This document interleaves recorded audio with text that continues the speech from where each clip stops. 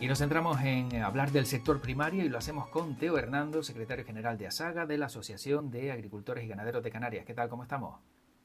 ¿Qué tal? Muy buenos días. Bueno, encantado de saludarte, aunque las circunstancias, y entiendo que la situación, digamos, no es la mejor, sobre todo teniendo en cuenta lo que estamos viendo a nivel nacional, que si no me equivoco, creo que también va a haber pues manifestaciones en Canarias, ¿no? Sí, las manifestaciones llegan al campo canario, evidentemente. Tenemos que sumarnos a esta ola europea de los productores saliendo a la calle, defendiendo evidentemente sus intereses, que ya era hora también, hay que decirlo. Y bueno, ya esta mañana cerraremos con el resto de organizaciones agrarias ya definitivamente fecha, lugar y hora, pero sí les puedo adelantar que bueno, será en breve cuando hagamos público esta noticia. Porque la fecha exacta no se sabe, ¿no? Se está hablando de después de carnaval. Sí, se está hablando después de carnaval. Obviamente la semana de carnaval eh, no es buena para realizar este tipo de manifestaciones, para pedir permisos para ocupar las calles, etcétera. Va a ser un problema y por lo tanto es mejor esperar a la finalización de los carnavales, que la gente disfrute estas fiestas y bueno, aprovechar antes de que termine el mes para realizar nuestras movilizaciones y que nuestro mensaje llegue, porque si al final lo vamos a mezclar las churras con las merinas, al final el mensaje no llega. Lo que queremos es que llegue y que se sume mucha gente. Va a ser igual que como hemos visto en la península y en otros territorios europeos con tractores en la calle, digamos, no digo bloqueando bueno, las autopistas ni las carreteras, pero sí yendo a un ritmo lento, que es una forma de manifestarse y también que algunos se den cuenta de la queja, ¿no? Que no vas a hacer una manifestación rápida. Bueno, creo que en Canarias nos vamos a plantear algo así.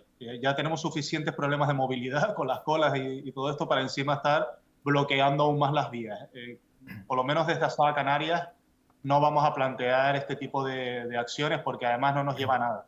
En la península a lo mejor puede llamar la atención porque a lo mejor hacer una movilización en determinadas ciudades, determinados pueblos, pues no llamaría tanto a la luz mediática, pero en el caso de aquí de Canarias yo creo que no es necesario. Bueno, desde la asociación lo hemos hablado, hacer una concentración pacífica en el que lo prioritario sea que se sume todo el sector agrario y que se escuchen nuestras reivindicaciones, pero evidentemente sin molestar a nuestros conciudadanos, ¿no? Lo que queremos es que se sumen y que no nos vean como meros espectadores o encima regañadientes. Entiendo que todo esto al final, claro, siendo un territorio tan fragmentado, tendrá concentración en Las Palmas de Gran Canaria y en Santa Cruz de Tenerife, ¿no? No sé si en otras islas también lo tienen pensado, pero no es lo mismo que todos se puedan unir en una isla o en una región, porque claro, llevar o movilizarnos a todos los agricultores de estos territorios, como digo, tan fragmentados, sería más difícil, ¿no? Sí, es complicado. Eso es lo que estamos barajando. Precisamente hoy vamos a reunirnos para esto, para definir todo esto. Si, aunque se están hablando de movilizaciones también en La Palma y en otras islas, vamos a ver cómo lo vamos a organizar, si se van a hacer en Tenerife y en Gran Canaria y en el resto de islas, o se van a hacer solo en Tenerife o solo en Tenerife y en Gran Canaria. Si acompaña La Palma, bueno, vamos a ir viendo. También hay que ver si la gente de otras islas se va a tener que desplazar a otra isla a las manifestaciones, ver cómo lo cubrimos, si se puede realizar. Bueno, todos estos flecos es lo que tenemos que hablar y por eso nos hemos quedado un poco retrasados en cuanto a las movilizaciones, porque al ser territorios insulares tenemos que considerar muchos aspectos, incluyendo los transportes. No es fácil coordinar una manifestación masiva en las islas, es más fácil, obviamente en la península. Lo tiene mucho más fácil movilizar cientos, incluso miles de tractores, pero aquí en Canarias es complejo, la verdad. Claro, porque algunos cuando vieron que la manifestación, o en este caso las concentraciones, se daban en todo el territorio y en Canarias no, pensaban que, bueno, o llegamos a pensar que en Canarias no había ningún problema, ¿no? Y entiendo que el problema es, digamos, en todos lados por igual, casi, ¿no? Las mismas reivindicaciones. Sí, hay muchas reivindicaciones conjuntas, pero evidentemente en Canarias tenemos muchísimos problemas asociados a ser región ultraperiférica y vivir en islas, ¿no? Principalmente el tema del agua. Es cierto que en la península están hablando mucho del tema de la sequía, evidentemente ellos dependen mucho más de las precipitaciones, de las lluvias. Aquí en Canarias no dependemos a lo mejor tanto de las precipitaciones, pero sí dependemos de una buena gestión de las fuentes hídricas que tenemos, esas diversas fuentes hídricas que tenemos, como las aguas subterráneas o las fuentes industriales como la de desalación o la regeneración de agua, pero tiene que ser con una buena gestión y una buena planificación. Así que nosotros en nuestra propia región tenemos nuestros propios problemas, incluyendo el tema de la burocracia, la tramitación de expedientes, etcétera. Esto que estamos hablando del puerto de Tarfaya, la conexión con Marruecos directa. Así que tenemos muchísimas cosas dentro que resolver, aparte de esas reivindicaciones unánimes del sector agrario europeo y español con respecto a la competencia desleal de países terceros, por ejemplo. Claro, que entran productos de otros países, como bien dice Teo Hernando, y no pueden competir con los precios y al final ese producto ¿qué se acaba haciendo con él? Porque si no lo puedes vender, tampoco lo puedes regalar, porque entonces lo que estás haciendo es rompiendo el mercado, ¿no? Y te estás incluso perjudicando, ¿no? ¿Qué pasa con todo ese producto que cuando te das cuenta que otro lo vende mucho más barato porque viene de fuera, tú no puedes venderlo? Bueno, lo que suele suceder es que primero el precio se cae por el suelo, porque cuando hay mucha cantidad de un producto y la base de referencia es un coste muy inferior al tuyo, pues evidentemente primero el comercio, o sea, las ventas, los ciudadanos van hacia este tipo de productos más baratos, porque hay que recordar que vivimos en un periodo inflacionista en el que a todos nos cuesta un poco más llegar a final de mes y es evidente que la ciudadanía en general, las familias, tienden a comprar más productos baratos. O sea, su elección prioritaria es el precio, más que el origen o la calidad.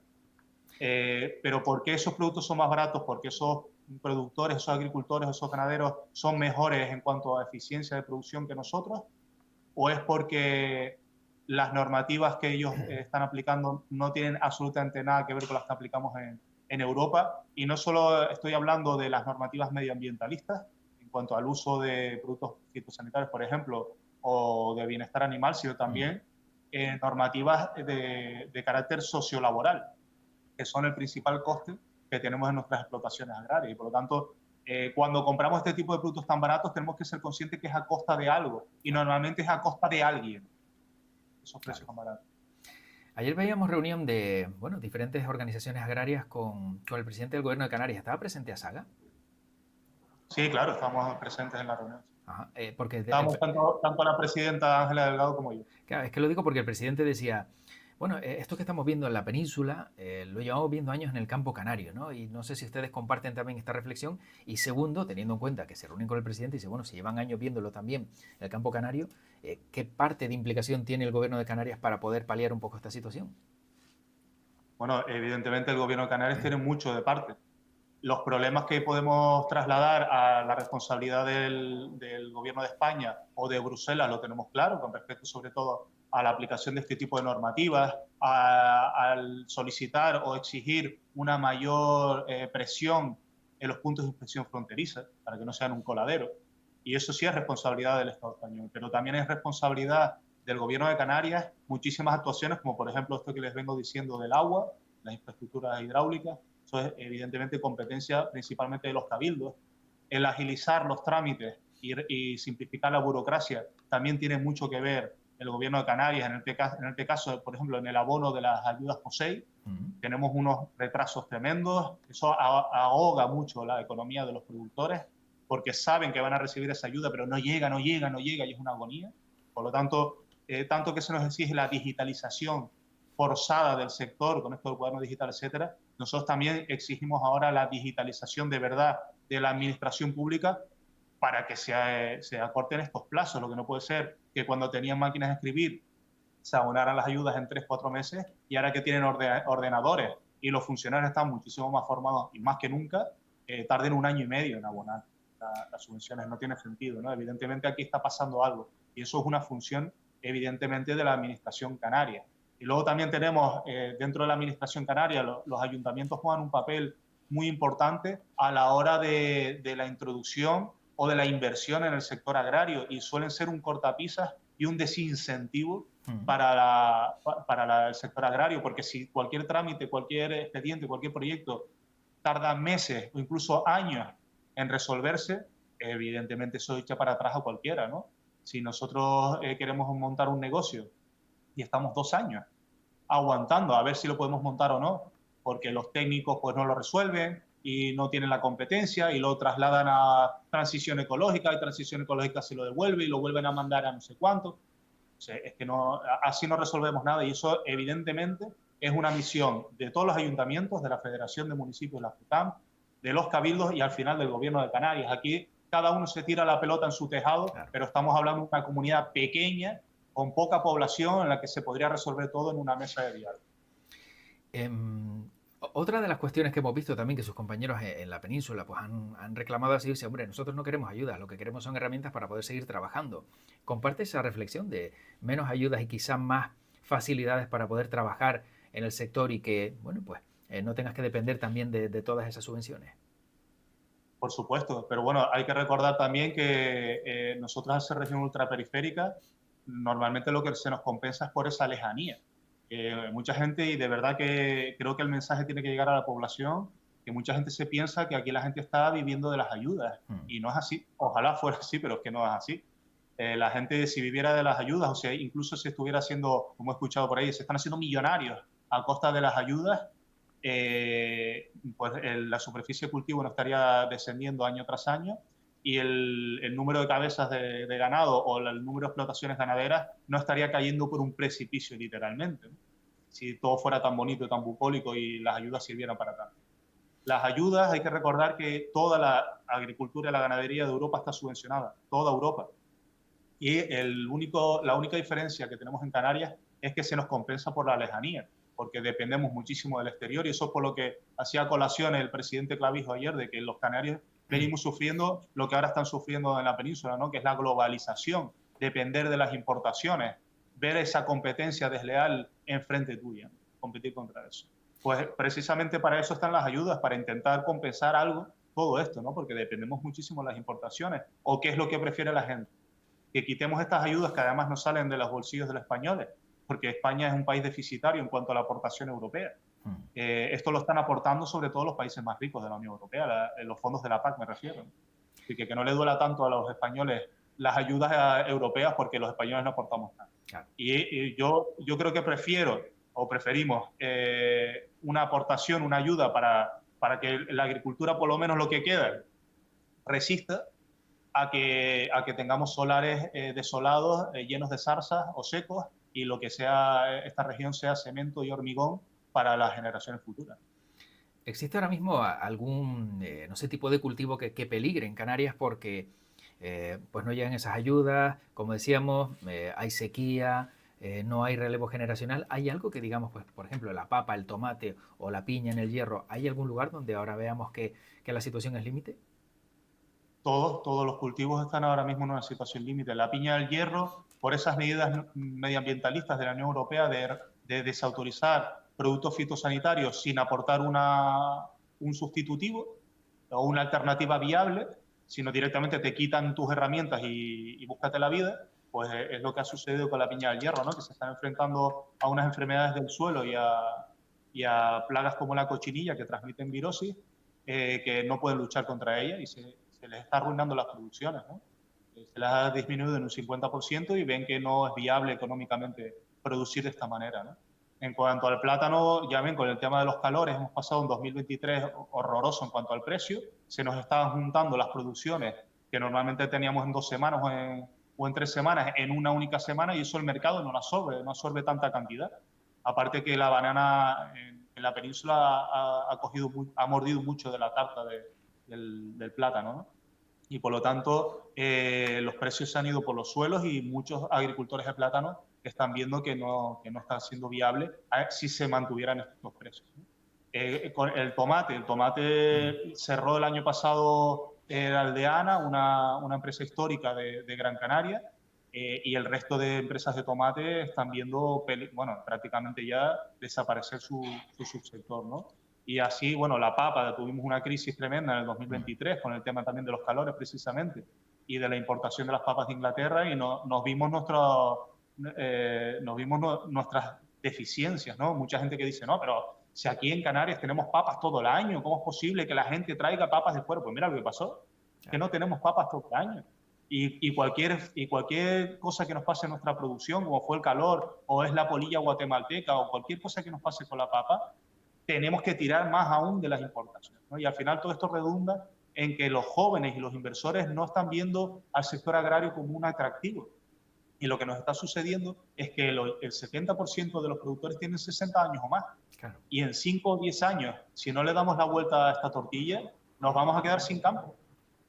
Hay que hacer políticas valientes y estrategias planificadas para, si queremos que en las nuevas generaciones tengan agricultura, tengan alimento de producción local. Y Porque si no, esto se acaba. de ahí que algunos, claro, a esa edad hayan visto que no tienen relevo generacional y estén, pues digamos, dividiendo sus tierras y aprovechando esas tierras para poner plantas fotovoltaicas, paneles fotovoltaicos, como hemos visto que en algunas ocasiones donde antes había sandías u otros cultivos, ahora hay placas solares.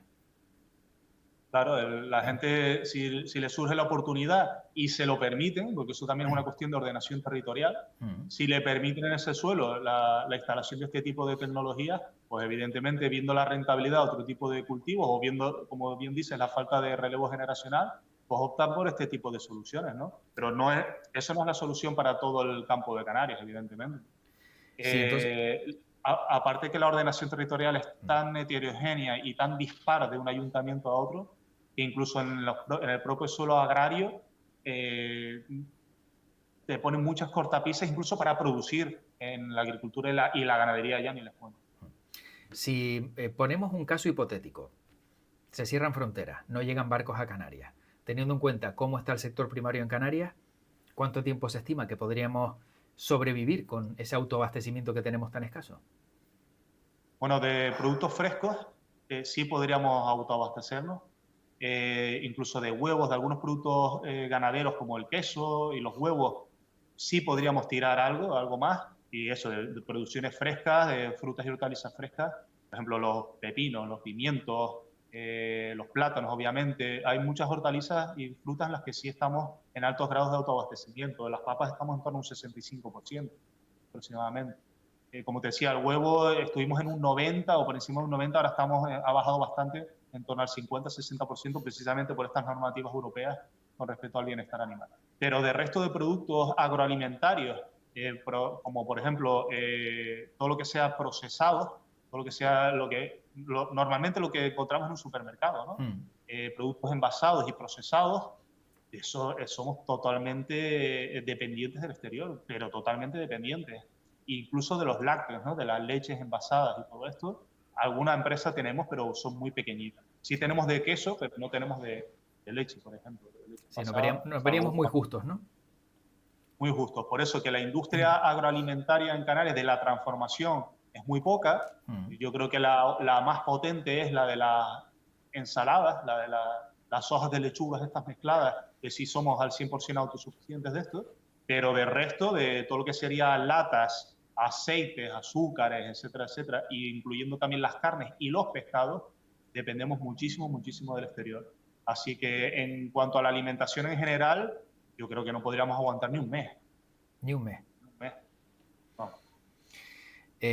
Claro, y ahora observando todo lo que está pasando en Europa y en Península, teniendo en cuenta que nosotros no tenemos todos esos alimentos y hay digamos, un paro, ¿no? Por parte de todos aquellos que trabajan, vamos a ver que suban los precios por estas manifestaciones que entiendo que también son días que no se trabajan y que el poco alimento que haya pues va a tener que subir de precio porque no hay ahora mismo más en los lineales.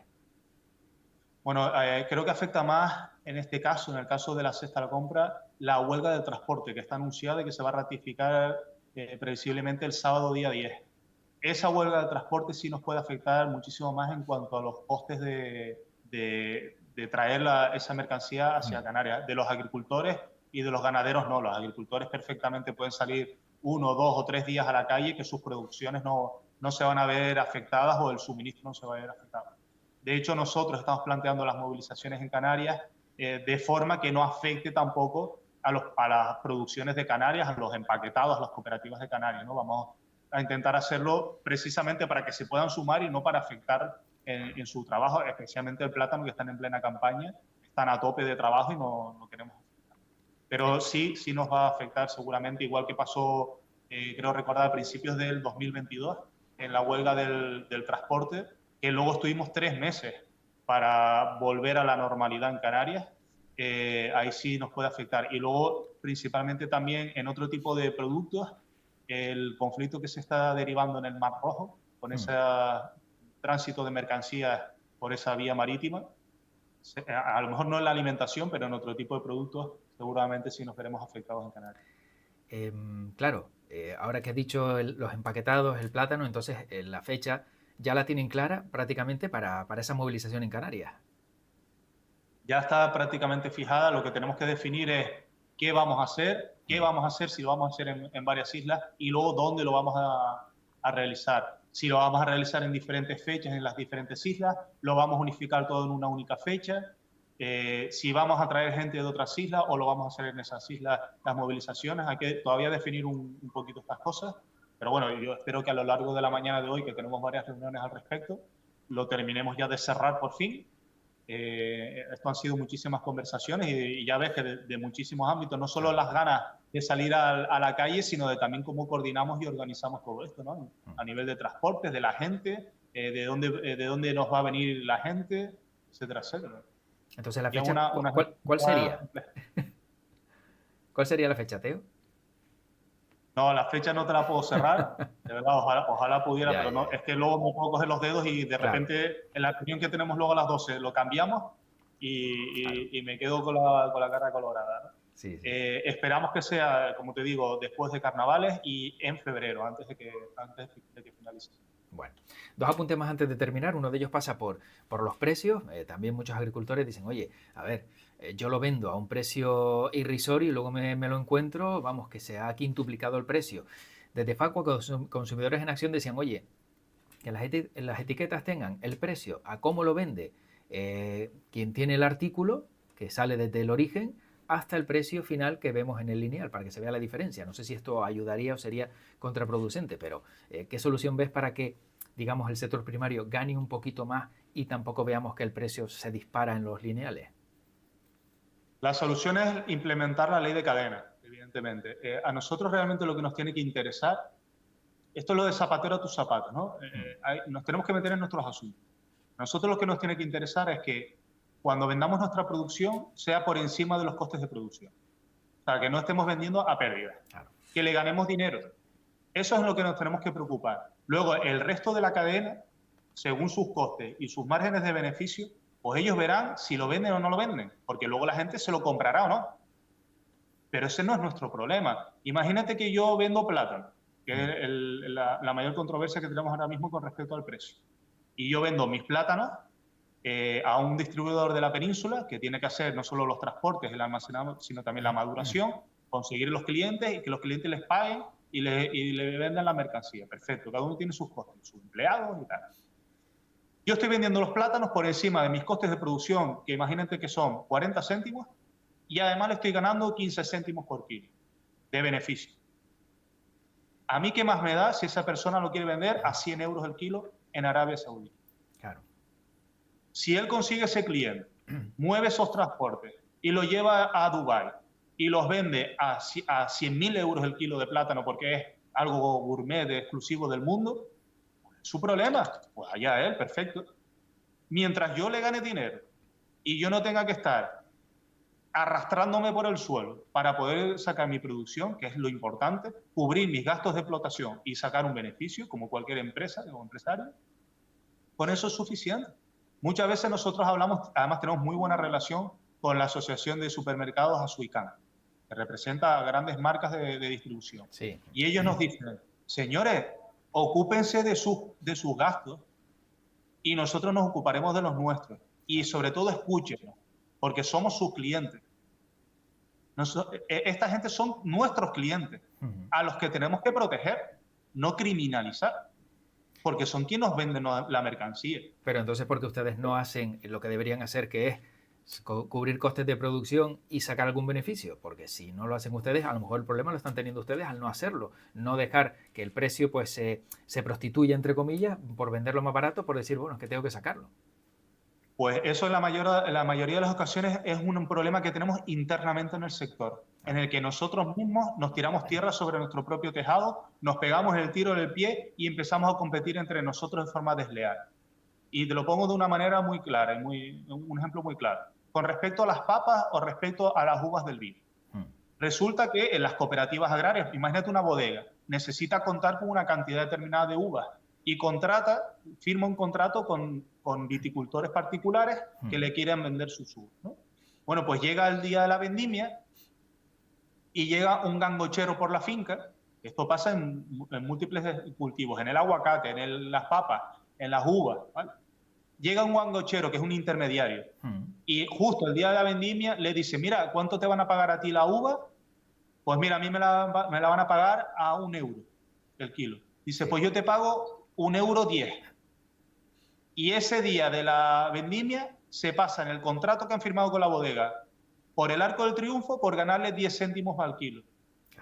10 céntimos, que no haces nada, no te vuelves millonario. Y el de la bodega está esperando a que llegues con su contrato firmado, esperando a que llegues porque necesita tu mercancía para producir y no llega. ¿De quién es la culpa? ¿Del mercado que no quiere comprar vino canario? ¿Del mercado que tenemos que importar papas de Inglaterra porque no tenemos? ¿De quién es el problema? Sí, sí, sí. Que... Desde el sector agrario tenemos que hacernos mirar muchas cosas. Y nosotros, igual que criticamos lo de fuera, también tenemos que criticarlo de dentro, porque es la única manera de mejorar, de ir todos juntos. Si estamos con este tipo de argucias y de traquimañas, que no es nada profesional, evidentemente siempre hablamos de la profesionalidad del campo. Esto no es profesional. Esto no es profesional. Esto es, como dice un compañero, el que tiene una cabra en la azotea. Esto no es profesionalidad. Esto no es sector primario. Esto es un vacilón. Y así nos tiramos tierra sobre nuestro propio tejado, cavamos nuestra propia tumba. Claro, sí, porque no te comprometes, como dices tú, cambias una cosa de un día para otro o en 10 minutos y claro, si tampoco le da valor a lo que tienes, pues si viene alguien y te lo ofrece al precio que sea al final, pues acabas cediendo. Pero claro, y enfadas al resto, claro. Todos los culpables luego son los de fuera. Claro. Y no puede ser. No puede ser. Bueno, una última. Teo, cuando veo, por ejemplo, o cuando vemos imágenes de lo que ocurre, ¿no? en ese tránsito de España a Francia, todos esos camiones con mercancía que otros pues tiran, no hay otra opción de queja, de reivindicación que tirar todos esos alimentos, que esparcirlos cuando hay gente, no sé, que a lo mejor los podría necesitar o podrían estar destinados a no sé, a la beneficencia, algo, pero cuando se ve todos esos alimentos tirados por el suelo, a algunos se los parte el alma. ¿No hay otra opción de reivindicar? Por supuesto que hay otra opción de reivindicar. Por eso nosotros hemos optado por hacer una movilización ciudadana amable y tranquila, en el que se nos escuche la reivindicación, no hacer el bestia. Porque eso que están haciendo los franceses es hacer el bestia. Claro. Y de hecho podría ser incluso, bueno, incluso no, es delito. Están cometiendo delitos impunemente. Entonces, primero, ¿dónde está la seguridad de esos ciudadanos? ¿Dónde están los cuerpos de seguridad para protegerlos? En este caso, los cuerpos de seguridad franceses. ¿Dónde está la policía para proteger a sus ciudadanos europeos, en este caso españoles? ¿Y dónde está el gobierno de España para defender a sus ciudadanos? Porque en el minuto 1 que están viendo que están pasando esas cosas, tendrían que haberse movilizado de entrada el presidente de nuestro país directamente a Francia a decir qué demonios está pasando aquí. ¿Y dónde han estado? No se sabe dónde han estado. Se ve que les preocupa más Puigdemont que los agricultores españoles. Le recriminan también desde el campo canario al presidente Sánchez que no haya tenido a lo mejor, digamos, más deferencia con el sector. Por supuesto, no solo al presidente Sánchez, sino al ministro Luis Planas, que ahora es cuando viene a decir en la reunión que tuvimos recientemente con los compañeros de Asaja en Madrid y el resto de organizaciones agrarias, diciendo que, bueno, que él se hacía... que prestaba su apoyo a las reivindicaciones del sector en cuanto sobre todo la PEPAC, ¿no? la reforma esta de la PAC de la Unión Europea, y que se sumaba a las reivindicaciones del sector. Y que, señor ministro, si usted lleva 4 años negociando la PEPAC, ¿dónde ha estado? Ahora dice que se suma a las reivindicaciones de la modificación de la PEPAC cuando es usted el que ha propuesto ese plan, porque el plan estratégico de la PAC, la PEPAC, lo establece cada país miembro. O sea, el propio ministro está en contra de su propio plan. Sí, porque es el mismo ministro que lleva 4 años en el cargo. Sí, exacto, lo propones y ahora no estás de acuerdo, claro. A tomadura de pelo. Ahora cuando te saltan los agricultores a la calle, ahora reculas para atrás y dices que no, que es que estás de acuerdo con las reivindicaciones. Señor, usted me está tomando el pelo. Cuando vino el señor Planas con el tema del volcán a La Palma, la única pregunta que le hicimos desde Asaga, nosotros fuimos a La Palma también, estaba hablando de que si la reconversión de La Palma, yo levanté la mano y le dije, ¿cuándo va a ponerse usted con la competencia desleal de los países terceros? ¿Y cuándo va usted a hacer un plan de la PAC acorde a los cultivos y a la idiosincrasia de Canarias? a tener en cuenta que en Canarias plantamos de una forma diferente al resto de Europa. ¿Cuándo lo va a hacer usted, señor? Déjese de milonga. No me respondió. Claro.